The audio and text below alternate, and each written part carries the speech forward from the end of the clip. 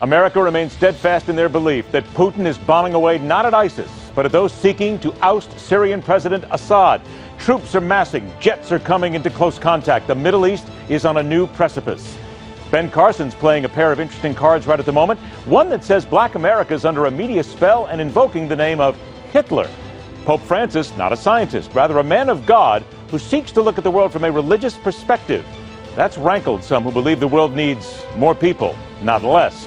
And then there is the execution of a convicted killer in Georgia who wanted mercy and talked about finding God. Telling it like it is will not make some people happy at all this day. So let's get to work. I'm Ed Berliner. This is The Hardline for Thursday, October 1st, 2015.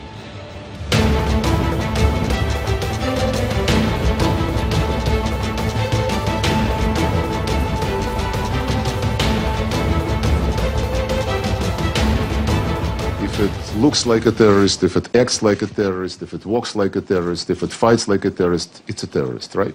The representatives of the coalition command have always been saying that their targets are ISIL, al-Nusra, and other terrorist groups. This is basically our position as well. Another day dawned in Syria, with the sight of Russian planes flashing through the skies and Russian bombs falling on select targets. And with every run, there's more evidence. What Vladimir Putin is doing is a flat-out lie. Not going after ISIS, rather going after those opposing the brutal dictatorship of Bashar al-Assad, looking to keep him in power and ensuring more Syrians will die seeking freedom. And smack dab in the middle is the United States. At the moment, merely watching and either powerless or unwilling to raise a finger. Let's get to it. First up, welcome Senior Fellow for Russia at the American Foreign Policy Council, specializing in Russian defense strategy, Stephen Blank. And from the perspective of what this ratcheted war will do to Syria and the Middle East, President of the American Islamic Forum for Democracy and author of Battle for the Soul of Islam, Dr. Zuhdi Jasser.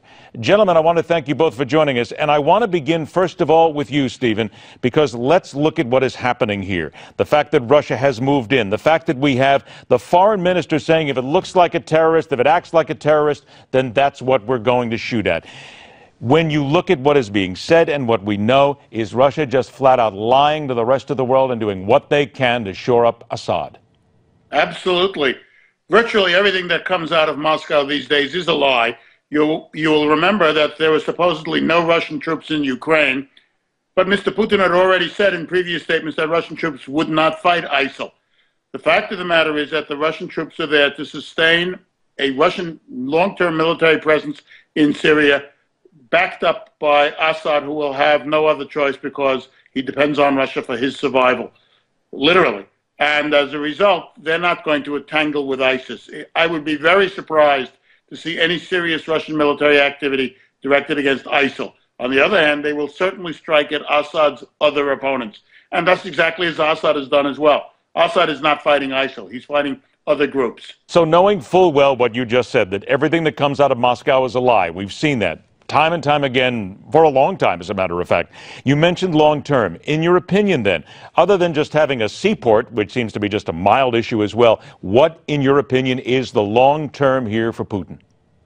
The long-term here is to create essentially a frozen conflict in the Middle East, much as he has done in Eastern Europe, to build three long-term Russian military bases, the naval station at Tartus, and two other bases, one at Latakia, and a third one that they are now reportedly building, which will be air bases for the permanent stationing of Russian Air Force and air defense units directed against Israel and the United States.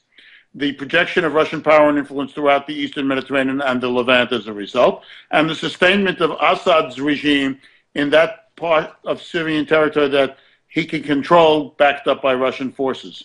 Dr. Jasser, now we have Iranian troops getting ready to aid Russia with the Syrian ground assault. So now we have Iranian troops involved. We have Russian troops involved. We have those who are loyal to Bashar al-Assad sitting here. For just a moment, if you will, explain to the rest of the world the flashpoint that this is putting the Middle East at right now, because you and I and everybody else who follows Middle Eastern politics knows this is not an isolated incident. This is the beginning of what will only destabilize, further destabilize, one of the most destabilized regions in the world. Yes? Yes, and Ed, you know, we heard it from the words of Putin at the UN. He said the Arab awakening was a disaster that America helped. So to him, any move for freedom is destabilizing the old formula of the Middle East, where Russia was siding with certain dictators and we had others. Now, the Arab awakening changed that, and now you have a battle of good versus evil, and Russia takes the side of evil. The Daily Beast reported how Russia was shifting, Michael Weiss reported Russia was shifting jihadists from Chechnya into ISIS, and what they're doing is they're playing both sides of the coin, and this is not new. Over 60 years, my grandfather's generation in Damascus and Aleppo was viciously anti-communist because of what the Soviets did to train the Baathists in population control and how to massacre people, how to imprison and torture people to prevent and build an intelligence service that was basically Soviet-era type intelligence service. So bottom line is we're seeing overtly now, because of the absence of American influence,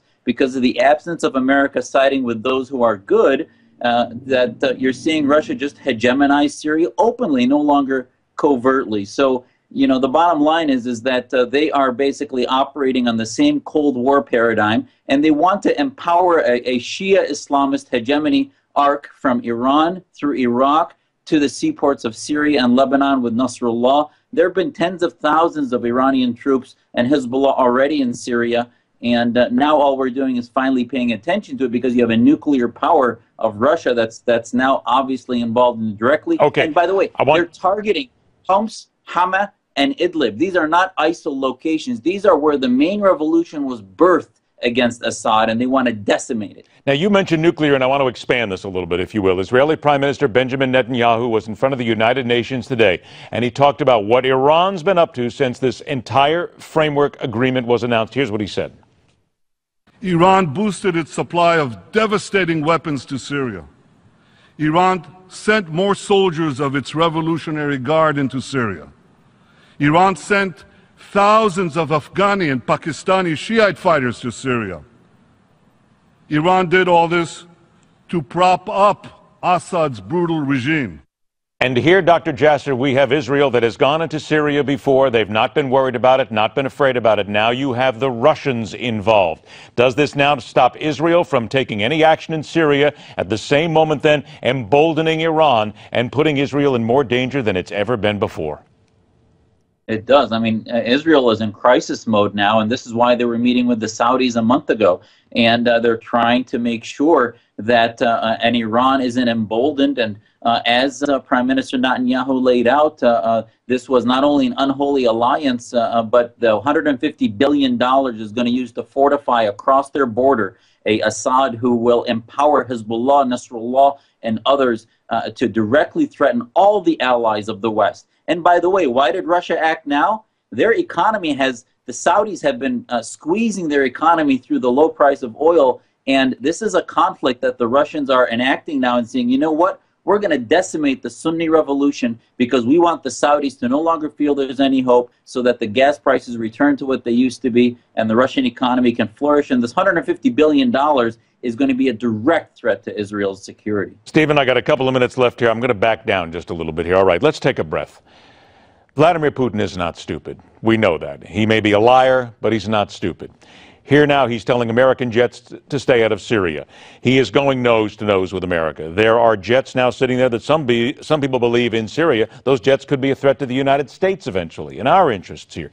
The man is not foolish here. Is he going to the point where he's got to go nose to nose with America sooner or later? You know he doesn't want to back down, but it sure looks that way, that this is a war footing. It's not a war footing with the United States, and I wouldn't get carried away. But it's a war footing in the Middle East. But doesn't that mean eventually going up against the United States anyway? If you create that and you flashpoint what's happening here, you're going to go nose to nose with America sooner or later. Well, he's going nose to nose with American interests, but he's not attacking the United States. What he's doing is attacking American interests and allies, and unfortunately, we haven't resisted or shown that we're ready to do something credible in return. The fact of the matter is that he has taken advantage of the fact that the administration has utterly failed to come up with a Syria policy that makes any sense and that can achieve any true strategic goals. So, sensing an opportunity, he exploited it.